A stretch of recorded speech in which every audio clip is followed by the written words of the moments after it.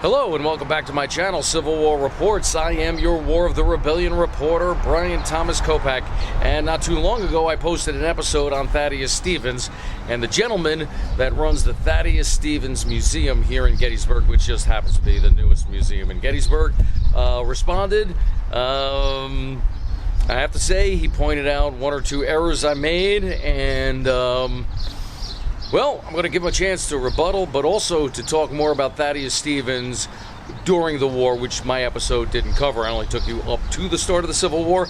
He's going to give us more detail and tell us about this new museum and let us take a tour of it. So, without any further ado, let's go on inside and check out the new Thaddeus Stevens Museum.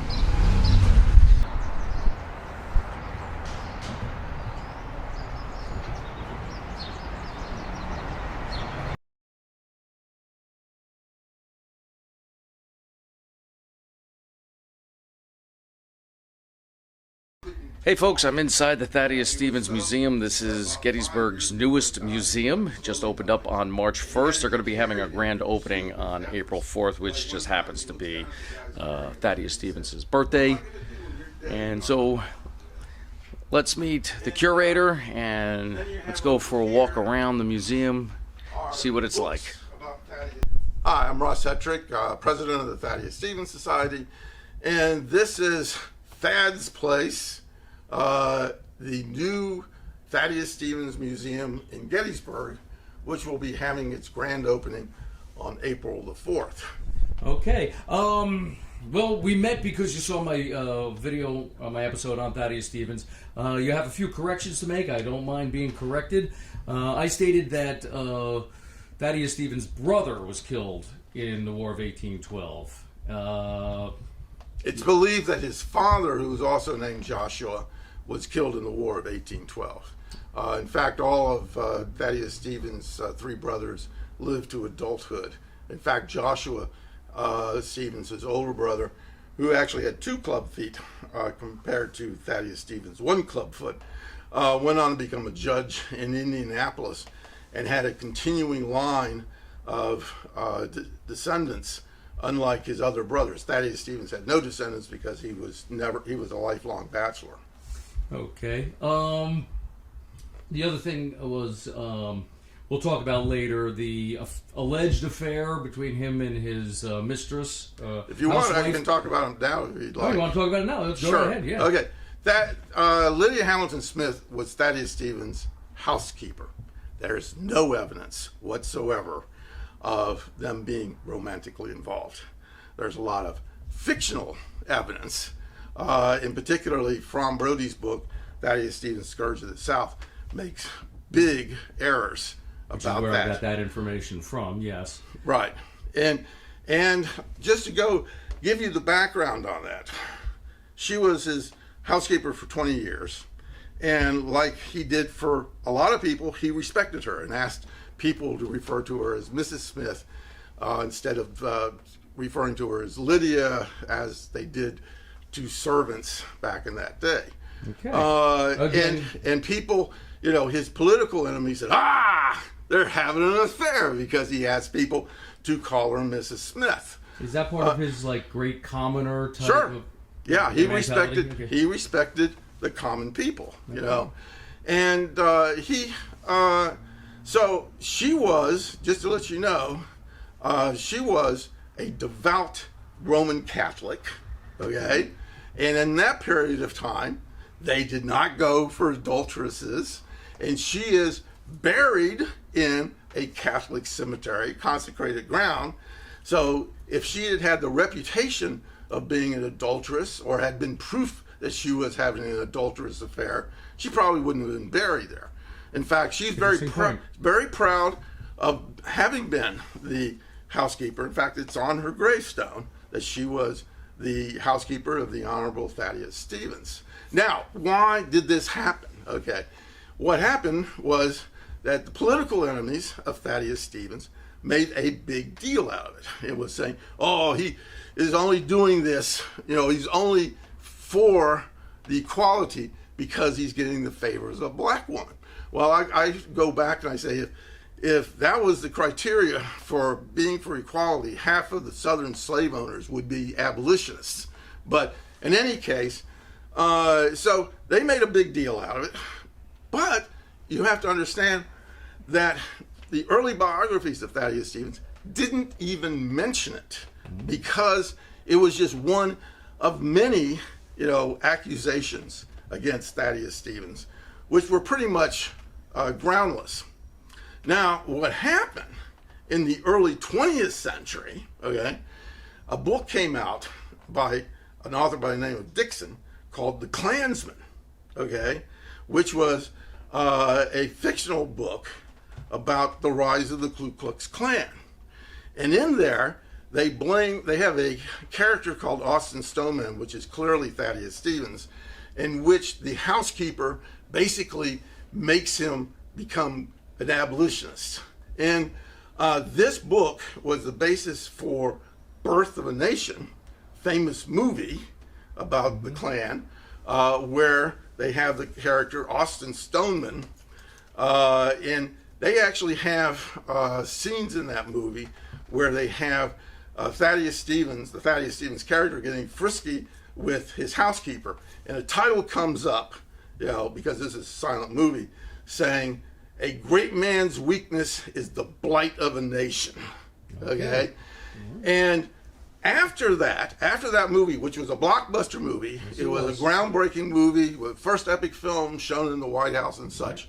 After that film, biographers like From Brody started delving into this. And as I said with From Brody, that just basically, she just made up some things in that biography, not only about that, but some other things too. So, but in any case, other biographers like Hans Dreyfus basically say, we do not know. The more current biographer, Bruce Levin, also says there's no evidence that there was any sort of romantic relationship. Okay. Moving up to modern times, the movie Lincoln. What did you think of the portrayal done by Tommy Lee Jones? Because in there, they really do at the end of the movie really let you know that there was probably some sort of sexual relationship going on there. I can forgive it in a movie. Okay, movies are fictional, you know. Hollywood, yeah. And the important thing about the movie, and I have said, and I contend this, it is the best thing to happen to Thaddeus Stevens in 100 years. Okay. Because this was the first movie where he is a hero.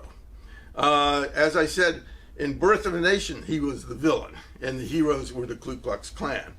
There was another movie made in 1942, which was a bioflick about Andrew Johnson, where Andrew Johnson, played by Van Heflin, was the hero, and Thaddeus Stevens, who was played by Lionel Barrymore, was the villain. Okay, so this, at least gave Thaddeus Stevens his due. There were, besides the fact that he jumped into bed with his housekeeper after the ratification of the 13th Amendment, there were other factual errors, but that can all be forgiven because the overall effect, in fact, it really just increased interest in Thaddeus Stevens, and it doubled our membership, and it continues to bring people to the Thaddeus Stevens Society because people are so impressed with his efforts to create equality in the United States. But one last thing about that, Tony Kushner, the screenwriter who put Thaddeus Stevens in the movie, concedes in an interview that Lydia Hamilton Smith wasn't even in Washington, D.C. on the day that happened. And so he just did that sort of, to, I guess, give the love interest in an otherwise very unlovable movie. Okay. All right. Can we take a look around the museum? Sure. Here we have a display case of Thaddeus Stevens letters. The blue letter is a letter in 1851 from Thaddeus Stevens to Edward McPherson, offering him the job of editor of his newspaper over in Lancaster. Thaddeus Stevens moved from Gettysburg to Lancaster in 1842, and then later was elected to Congress. Now, the significance of Edward McPherson was that Edward McPherson worked with Thaddeus Stevens and actually helped at a pivotal moment in American history, December 4th, 1865, which I call the day that Thaddeus Stevens and Edward McPherson saved the country. As everybody knows, Lincoln was assassinated in April 1865, and Andrew Johnson became president. Andrew Johnson was a Southern Democrat. The Republicans thought they were going to lose the 1864 election, so they jettisoned Hannibal Hamlin, a Republican, and selected Andrew Johnson.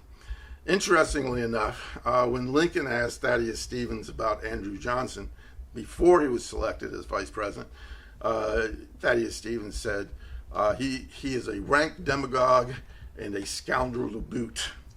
So it was pretty much they knew what they were getting. But while Johnson, who was the only senator not to leave the Senate when the South seceded, while he was against secession, he was not against slavery.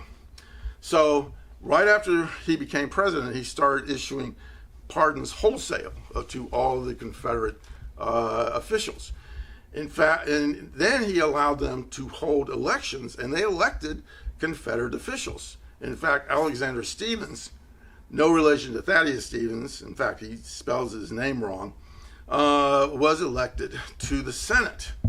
And the Southern Democrats let it be known that they were going to join up with their Northern Democratic allies, take over Congress, and they were going to reject the federal debt and embrace the Confederate debt so that the Union would be paying for the war against them. But even more insidious was they were going to allow the reinstatement of slavery. Now, the question is, how could you reinstate slavery since the 13th Amendment was nearly ratified? Well, there's a loophole in the 13th Amendment. It says involuntary servitude is illegal except if you're a convict. So the Southerners, being very clever people, made all black people convicts. And they did that by, if you were a slave and you stepped off your plantation, you'd be met by a sheriff saying, do you have a job? And he said, no, of course not. I just stepped off my plantation. He said, then you're a vagrant and you're put back on the plantation as convict labor. And these were called the black codes, which only applied to blacks, not to whites. And that was perfectly legal at that time because the 14th Amendment requiring equal treatment had not been ratified at that point. So these were the stakes on December 4th, 1865, when Congress convened. And like every other session of Congress, the clerk of the House, who was Edward McPherson, called the roll. So Edward McPherson started calling the roll, and he got to the Southern names, and he skipped them, didn't call them out. The Southerners and their Northern Democratic allies jumped up and down and said, you can't do that, you can't do that. Thaddeus Stevens got up and said, point of order, we can conduct no business until the roll is finished. The roll was finished, the Southerners were out, which gave the Republicans a large majority to prevent Andrew Johnson from losing the Civil War after the Civil War. So that was a letter to Edward McPherson. Okay. Now, the next letter we have goes back further to 1838 and involved what was known as the Buckshot War, kind of a little-known incident in Pennsylvania history. Now, on a more mundane basis, this is a note from Thaddeus Stevens when he was in Lancaster canceling a subscription over in Gettysburg. And this is a charging document, the one that is printed, charging document that Thaddeus Stevens charged somebody with stealing corn from him in Gettysburg. This is a book that that recounts an investigation of the Buckshot War. And the last thing on this case is a ledger from an agent who bought supplies for the Caledonia iron mill. Before we move on, I couldn't help but notice by your left elbow, I guess this was the picture of Thaddeus Stevens' home here in Gettysburg? That's correct. Okay. And unfortunately, that was torn down in the 1920s. And you might want to bring the camera over here. You can actually see right across the street the blue sign Yep, that was in my episode. There it is. Yep, there's the Thai elephant and the clothing store. That's where the house stood. That's right. Okay, very good. Thank you. These are stoves made at two mills that were owned by Thaddeus Stevens. This was made at the Mariah Furnace in Fairfield, Pennsylvania. Not too far from here. No, it's not too far. And in fact, the iron furnace stack where they actually made the iron is still there, but it's completely covered with vegetation. And so far, we haven't gotten the cooperation from the landowner to be able to uncover it and perhaps put some signage around it. Okay. However, we did, on an expedition back in 2009, find this chunk of iron around the iron stack.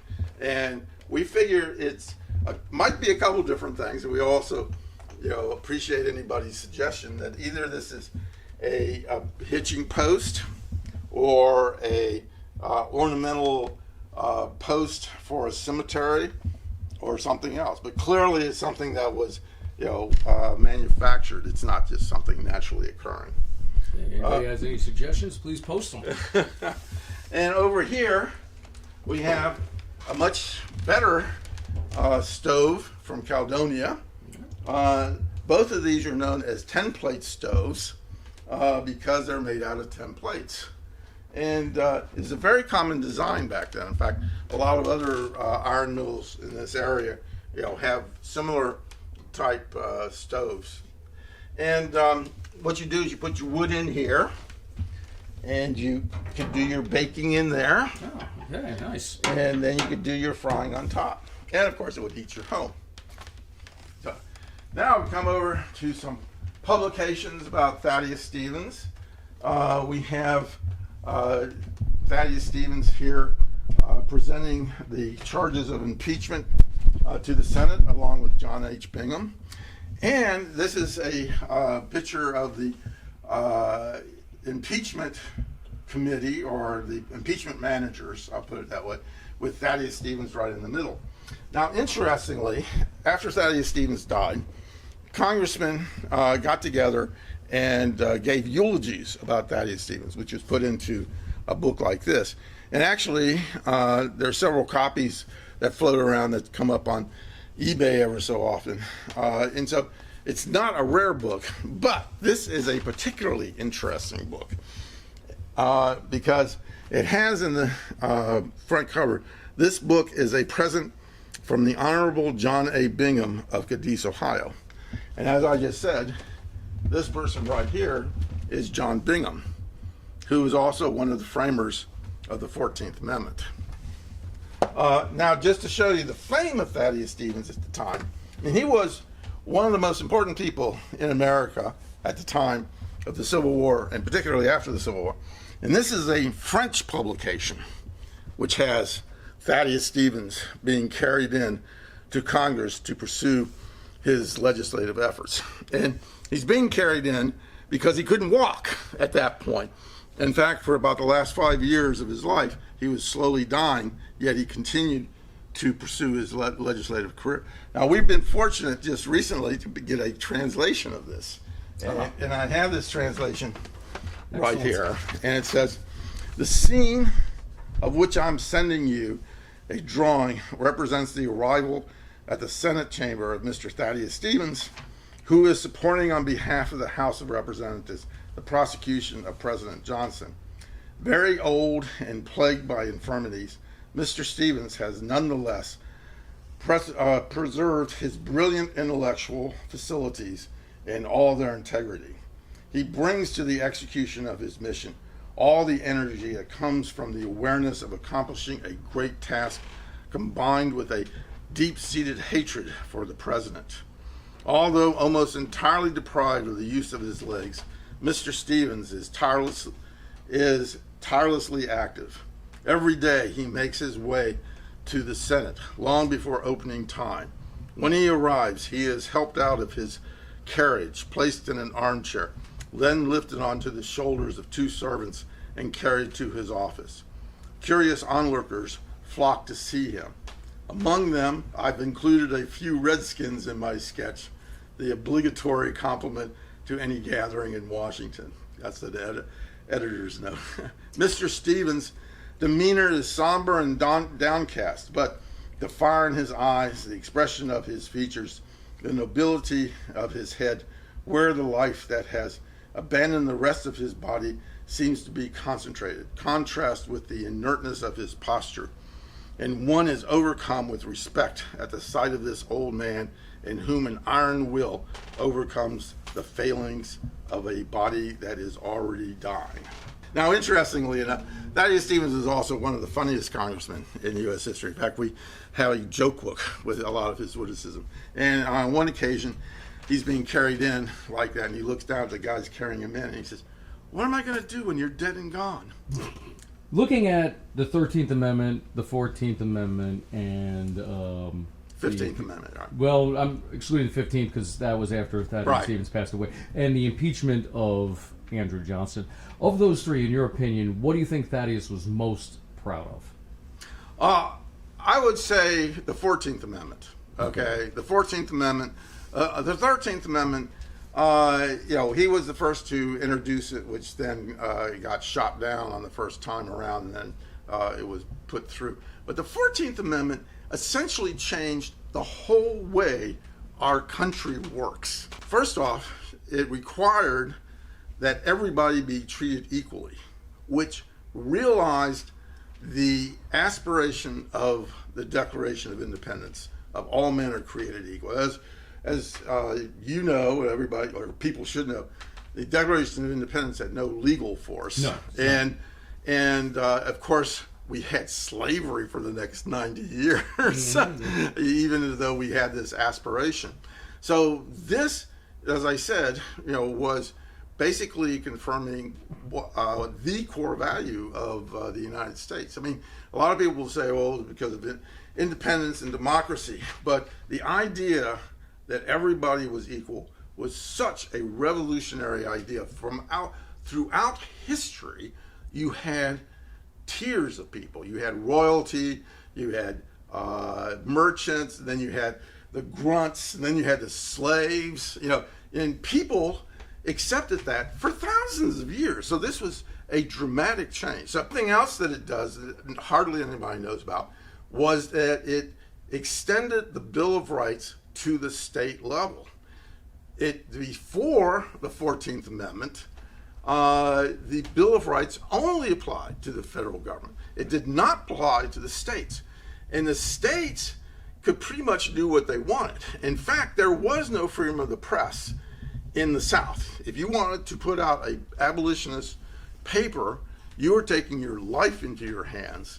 And the Southern governments had laws against having abolitionist material printed or distributed. So that was a very significant thing. And then there were a number of other things, like, for instance, it defined that everybody is a citizen who was born in the United States, something that had not been determined before that. And it also, more recently, said that insurrectionists cannot hold office, which the Supreme Court has decided doesn't apply to a former president.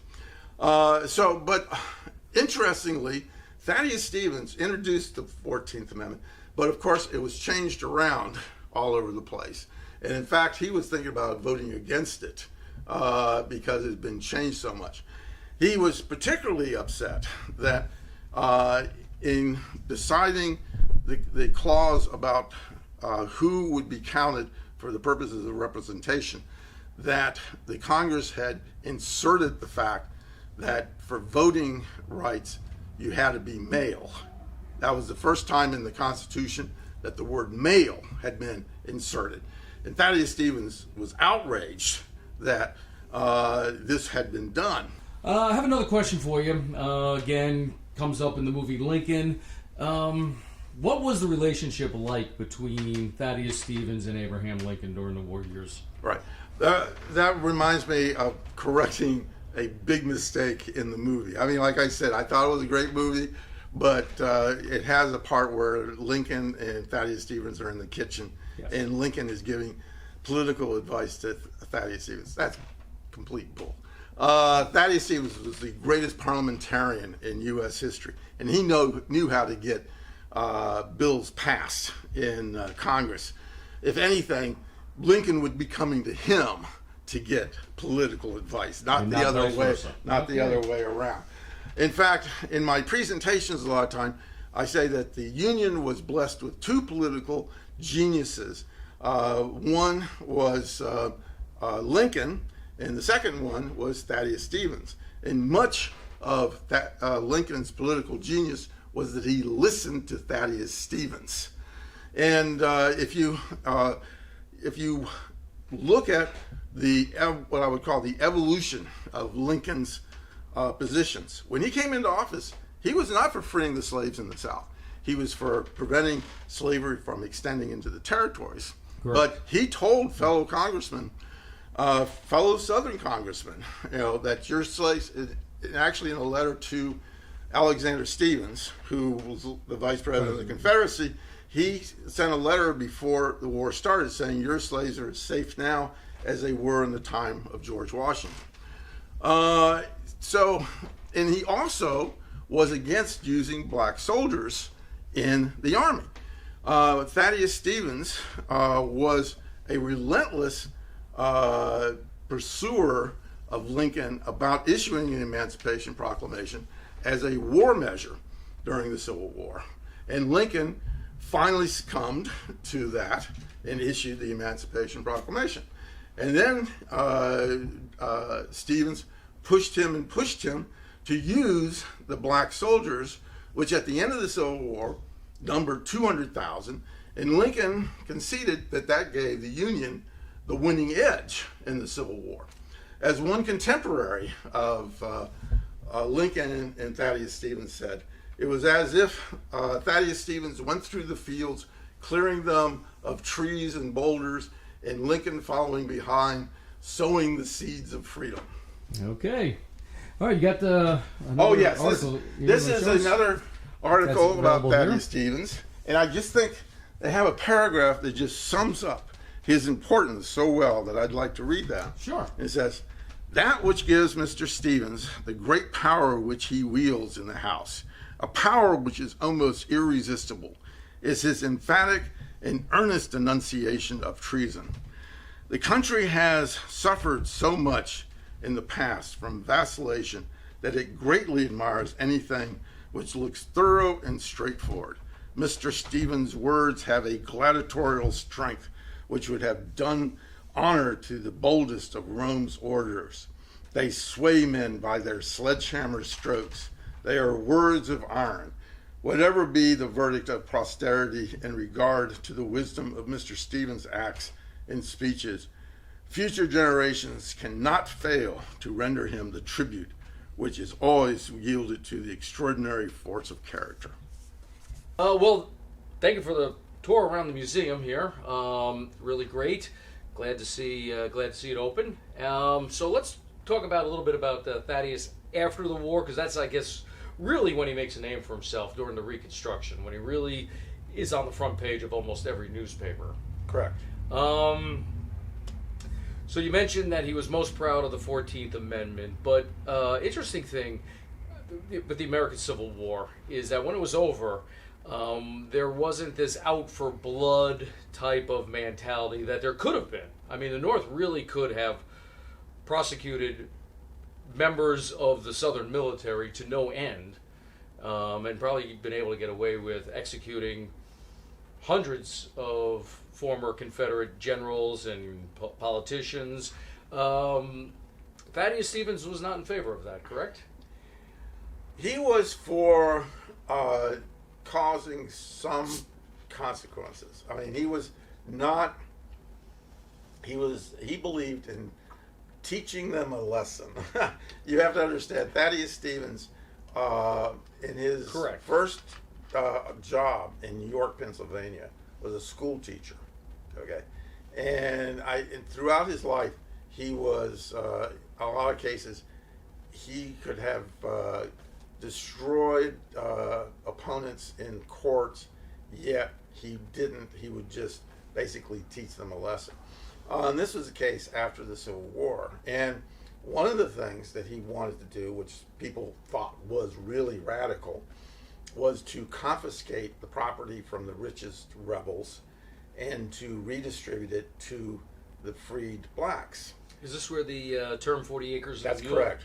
Just Sherman actually implemented a policy during the war where he took abandoned land and divided it up among freed slaves. But Thaddeus Stevens, this was something that he also was advocating and actually introduced legislation. But that was considered so radical that it didn't get out of committee. In fact, some historians have said that the fact that the freeing of the slaves was probably the largest confiscation of property in world history, because all of the value of the slaves in the South before the Civil War was greater than all the industrial equipment in the North. But Thaddeus Stevens, believed that the rich people, which he called the chivalry, should, be like everybody else and earn their earn their living by the sweat of their brow rather than being part of the aristocracy. So, but he did not believe in capital punishment, and he wanted essentially to teach these people and hopefully reform them so that they would accept an equal society, which unfortunately didn't stick. How did Thaddeus Stevens feel about bringing about some sort of retribution upon people like General Lee, President Davis, Vice President Stevens, who you mentioned earlier? What was his thoughts on that? Well, Thaddeus Stevens had a real ability to see the situation and to say what should be done. And at the beginning of the war, when, as you know, they thought they could do this in a couple weeks. Yep. 3 months with 75,000 men. Yeah. Yeah. And McClellan was very gingerly, confronting his opponents. Thaddeus Stevens said, "This is nonsense. That they are entrenched, and you're going to have to bring down the hammer on them." So he was a big advocate. In fact, he actually would go overboard talking about extermination and wiping out the South, if that's what it took. But basically he was saying the South's not going to give up unless you go down and burn them out, which turned out to be true. And so it was just a matter of being practical, that was what had to be done if they wanted to save the Union and to, I think, free the slaves, which was a paramount concern of Thaddeus Stevens. I mean, whereas a lot of people in the North did go to war, or were supported the war because they wanted to preserve the Union, Thaddeus Stevens, at the beginning of the war, said, "This is about slavery, and we have to end slavery at this point." I mean, I have one particular quote which is so great. He said, "What an opportunity we have to write a page in history so bright it eclipses all the heroes and sages, to strike the chains of 4 million and make them men." Powerful. Very powerful. So now, during the war, he's advocating total war, really from the beginning. After the war is over, what was his opinion on people like Jefferson Davis, Alexander Stevens, General Breckinridge, who served as Vice President of the United States, Robert E. Lee? Did he want to bring equal wrath of God down upon them? No, he did not. In fact, he offered to defend Jefferson Davis if he was brought up on treason trials. So he was not for personal vengeance or individual vengeance. He was for reform of a society. And going back to him being a teacher, he wanted to teach them a lesson. Unfortunately, they were very bad students. All right, so I do thank you. Okay, well, thank you very much. I appreciate it. So we are located here at 46 Chambersburg. That's correct. Okay, and what hours of operation? When can people come in and see? Okay, we're sort of still checking that out. We want to see when most people will be coming by. I would say that right now it will probably be Wednesday through Sunday that we will be open. Okay. And the hours expected to be from 10 until 4 o'clock. And we have As you can see, we have this lounge area that you're filming right Yes. now, and we have free coffee.